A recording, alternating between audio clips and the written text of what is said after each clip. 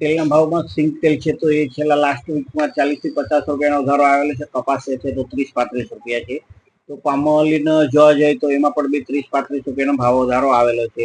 અત્યારે સિંગ તેલ 2350 થી 2400 રૂપિયાનો ભાવ ચાલી રહ્યા છે. તો કપાસિયા છે તો એ 2300 થી 2340 ના ભાવ ચાલી રહ્યા છે.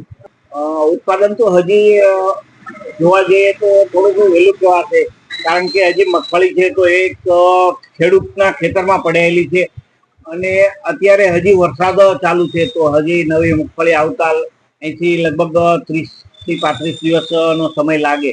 તો અત્યારે હજી કેવું વહેલું ગણાશે.